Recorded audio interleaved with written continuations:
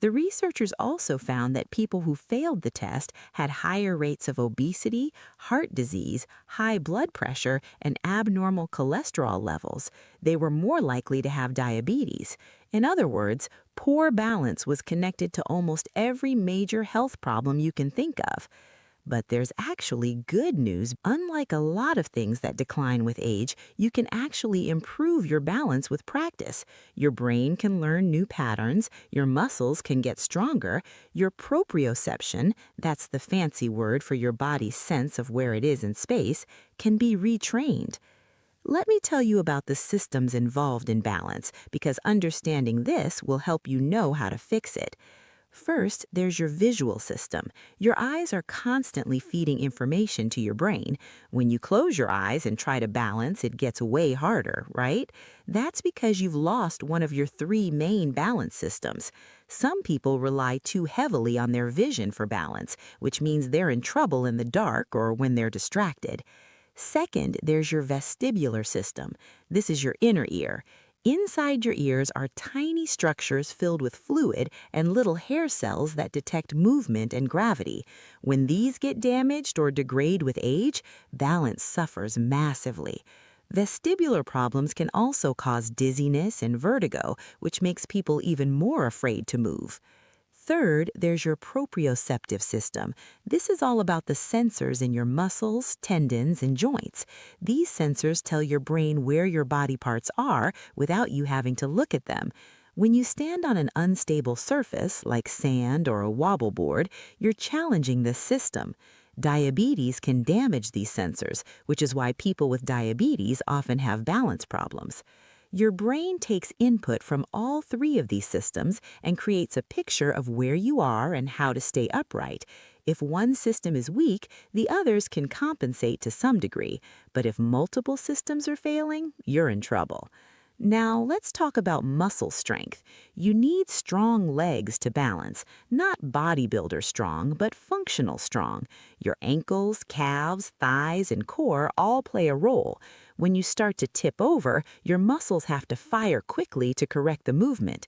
Weak muscles can't do this. And here's the cruel irony. When people start having balance problems, they often become less active to avoid falling, but being less active makes their muscles weaker, which makes their balance worse. It's a vicious cycle. Reaction time matters too. As we age, our nerves conduct signals slower. Those tiny delays add up. In a balance situation, milliseconds matter.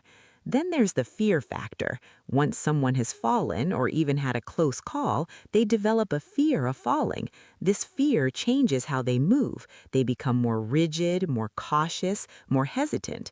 Ironically, this tension and rigidity makes balance harder, not easier. Good balance requires a relaxed readiness, not stiff anxiety. Medications can affect balance too. Blood pressure medications, sedatives, antidepressants, and even some pain medications can cause dizziness or drowsiness that affects balance. If you're taking multiple medications, the interactions can make things even worse. Environmental factors play a role. Poor lighting, cluttered floors, loose rugs, slippery surfaces, uneven ground, all of these increase fall risk, but they only cause falls in people whose balance is already compromised. So here's the moment of truth. Can you pass the test? Right now, if it's safe to do so, try it. Stand up, put your hands wherever feels comfortable, lift one foot off the ground.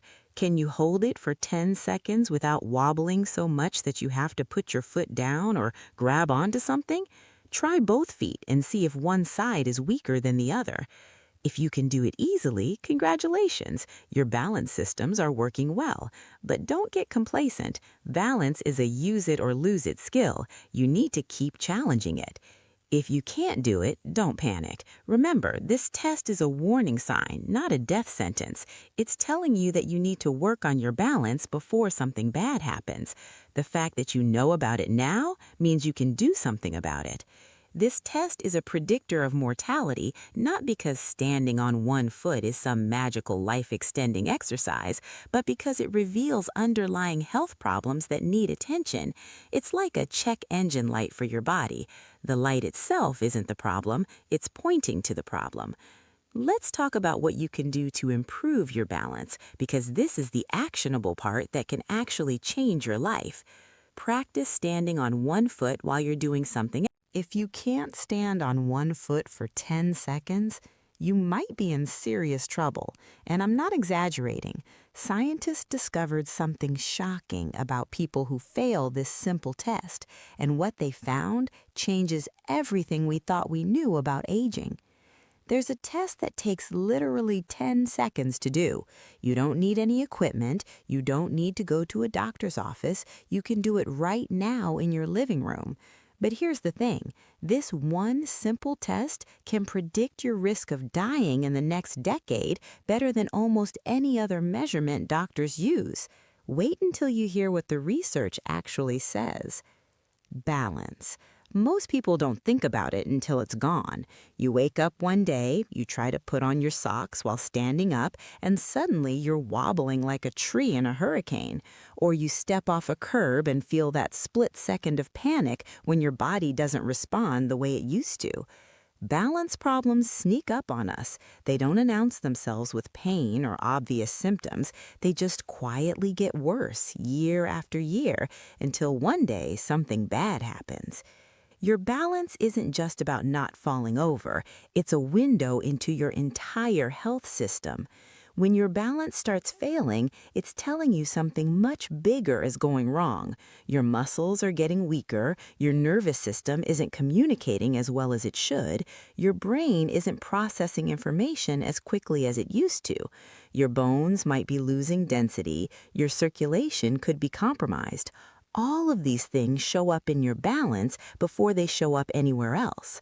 And falls are the leading cause of injury and death for people over 65. Every single year, 1 in 4 older adults falls. 1 in 4. Those falls lead to broken hips, head injuries, and a terrifying spiral where people become afraid to move, which makes them weaker, which makes them more likely to fall again. Researchers in Brazil decided to study whether a simple balance test could predict who was at risk. They followed over 1,700 people aged 51 to 75 for more than a decade. What they discovered shocked the medical community. The test they used is called the 10-second one-legged stance test. Sounds fancy, but it's incredibly simple. You stand on one foot for 10 seconds. That's it. You can use either foot. You can put your free foot behind your standing leg or in front of it or to the side, whatever feels natural. Your arms can be wherever you want them. The only rule is you have to stay balanced for 10 seconds without putting your other foot down or grabbing onto something. The researchers had people do this test once, just once. They didn't ask them to train or practice or try multiple times. One attempt, 10 seconds. And then they tracked what happened to these people over the next 7 years. The results were stunning. People who couldn't hold the balance for 10 seconds were 84% more likely to die from any cause during the follow-up period compared to those who could do it easily. 84%. Let me say that again. Failing a 10-second balance test nearly doubled the risk of death within 7 years. Now, before you panic, let me explain what's really happening here. The test itself isn't magical. Standing on one foot for 10 seconds doesn't prevent death. But what the test reveals is absolutely critical. It shows whether your body's systems are working together properly. Think about what has to happen for you to balance on one foot. First, your eyes need to send accurate information to your brain about where you are in space. Then your inner ear has to do the same thing. It's like a built-in level that tells you if you're tilting. Your joints and muscles have to send constant feedback to your brain about position and tension. Your brain has to process all of this information instantly and send signals back to your muscles telling them how to adjust. Your muscles have to be strong enough to respond. Your reaction time has to be fast enough to make constant, tiny corrections. When you can't balance, it means one or more of these systems is breaking down. Maybe you have neuropathy and can't feel your feet properly. Maybe you have inner ear problems.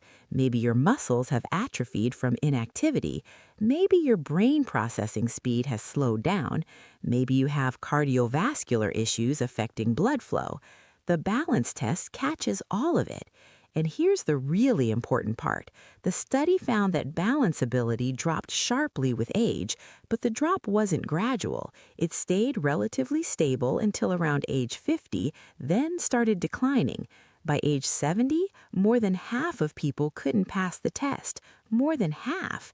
And once you hit age 75, only about 1 in 10 people could do it.